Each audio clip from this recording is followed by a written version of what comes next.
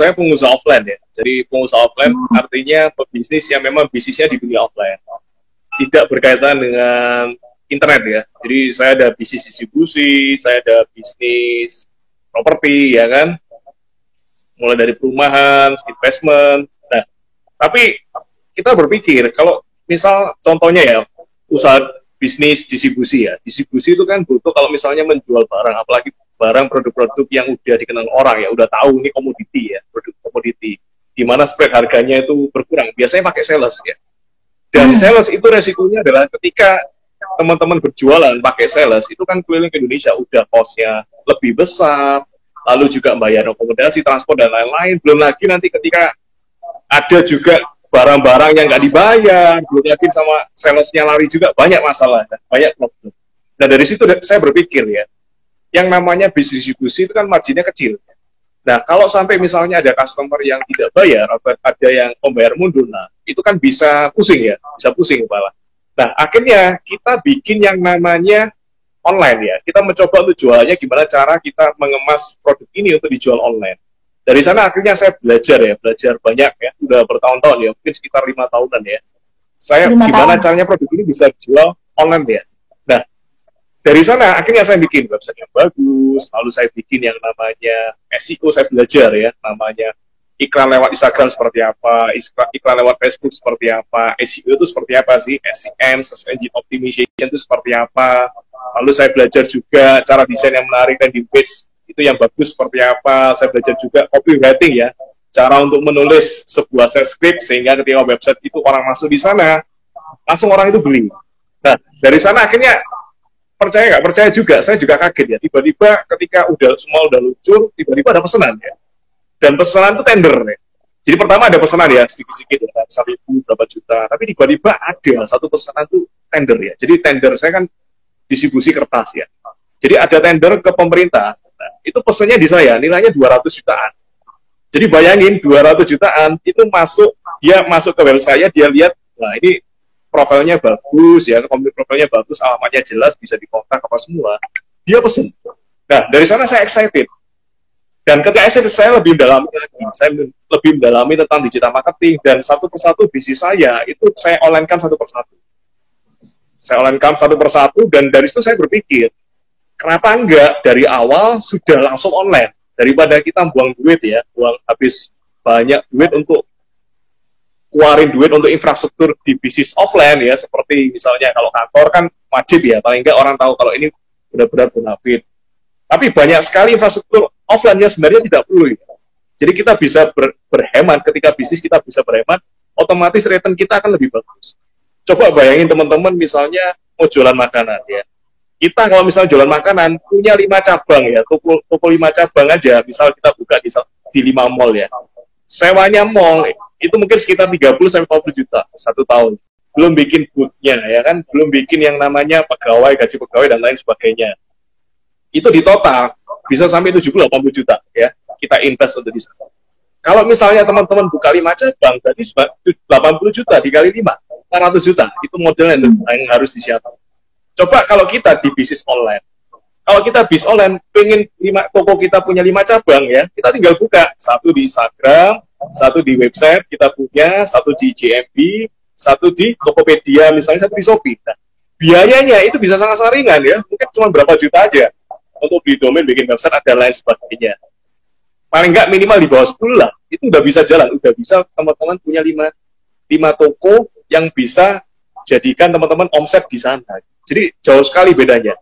Dan ini cocok buat teman-teman yang misalnya pertama kali berbisnis ya, itu saya saranin, sekarang kan anggapannya lagi zaman krisis ya, pandemik. Di banyak orang itu hold saving money. Nah, kalau teman-teman mau bisnis sekarang, saya saranin jangan online dulu lah. Nanti kalau online-nya udah berkembang, udah jalan, nah, baru masuk ke offline. Jadi terbalik ya, kalau dulu orang misalnya mau buka bisnis cepat-cepat langsung, wah saya langsung sewa ruko, langsung saya bikin usaha, keluarin duit modal dan lain sebagainya. Sekarang bisa dengan mudah dengan hanya handphone saja. Betul. Jadi itu asal mula saya kenapa kok masuk ke bisnis online. Itu alasan pertama. 5 tahun ya. Mr. Roy ya, belajar Ya, tentang marketing, karena dulu mungkin mikirnya online itu cost-nya jauh lebih rendah daripada offline, dan memang betul. terbukti ada tender yang gede masuk tanpa disangka kan, jadi akhirnya memutuskan untuk mendalami digital marketing itu sendiri ya. Ya, betul. Nah, itu kan tadi kalau misal itu kan asal mulanya belajar digital marketing 5 tahun karena tahu cost-nya rendah. Tapi gimana rahasianya supaya bisa sampai punya income tuh sampai miliarder cuman dari digital marketing? Jadi kalau kita berpikir ya, yang namanya income itu sebenarnya kita dapat ketika kita punya sales ya, ketika kita punya penjualan. Nah, penjualan itu asalnya bisa macam-macam. Bisa penjualan asalnya dari toko kita, bisa penjualan asalnya dari sales kita, bisa penjualan asalnya dari customer kita, macam-macam, banyak cara. Dan income itu ketika kita dapat gara-gara margin kita tinggi. Kenapa margin kita tinggi? Karena cost kita rendah. Kenapa cost kita rendah? Karena sebagian besar infrastruktur itu kita expand, itu cuma untuk online aja. Nah, jadi ketika teman-teman sebenarnya kalau jualan di online, itu marginnya akan jauh lebih besar.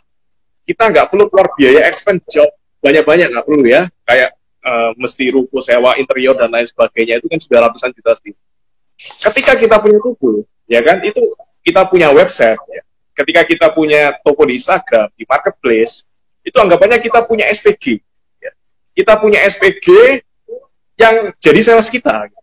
Kita nggak perlu, ya kalau pantau sih tetap ya, kita nggak perlu gaji mereka, kita cukup optimasi aja, ngajarinya juga nggak susah ya, nggak mungkin juga orang ini aneh-aneh ya, nipu-nipu dan lain sebagainya. Jadi lebih bisa terkontrol, lebih bisa bagus untuk kita tahu ini sebenarnya mau seperti apa. Dan ketika teman-teman udah terjun di dunia online, maka scale up-nya lebih mudah. Scale up-nya lebih mudah. Kalau di offline, omset 1 cabang, 5 cabang dengan 10 cabang, tentu berbeda ya, dikali 5, dikali 10. Tapi expand-nya, biaya untuk scale up itu juga jauh lebih besar.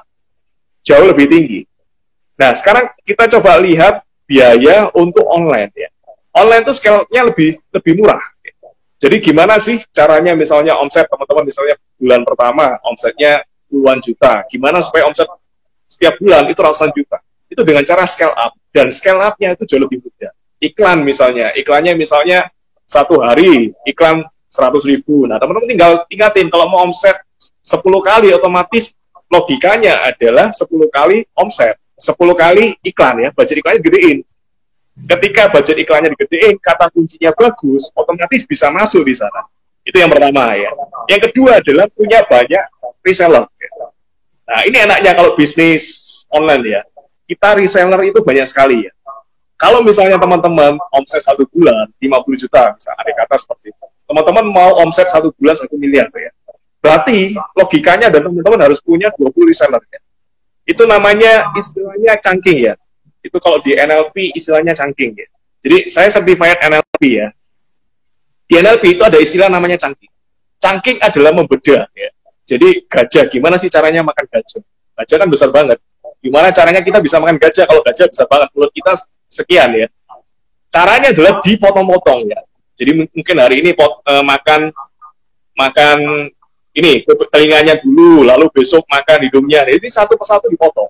Nah, bagaimana kita mau omset 1 miliar 1 bulan? Berarti kita harus punya reseller, tinggal dibagi aja. Kalau 1 bulan omset reseller ada 50 juta, kita cuma butuh 20 reseller.